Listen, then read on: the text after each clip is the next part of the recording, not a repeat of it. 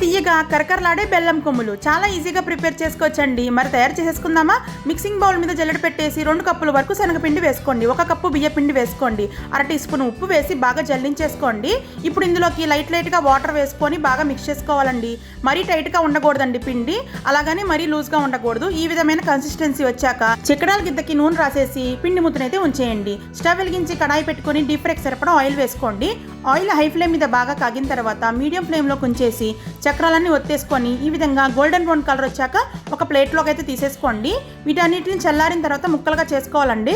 వేరొక కడాయిలోకి 2 కప్పుల వరకు బెల్లం వేసుకోండి, 1/2 కప్పు వరకు నీళ్ళు అయితే పోసుకోవాలి. స్టవ్ మీద పెట్టేసి పాకం రానివ్వాలండి. ఒకసారి పాకాన్ని చెక్ చేసుకుందాము. ఈ విధమైన కన్సిస్టెన్సీ వచ్చాక ఈ పాకం మొత్తం మనం ముందుగా ప్రిపేర్ చేసి పెట్టుకున్న చక్రాల మీద వేసేయాలి. ఒకసారి అయితే బాగా కలిపేసుకోవాలండి. ఈ బెల్లం కొమ్ములకి పాకం అంతా బాగా పట్టిన తర్వాత బాగా ఆరనివ్వాలండి. చాలా రుచికరంగా ఉంటాయండోయ్.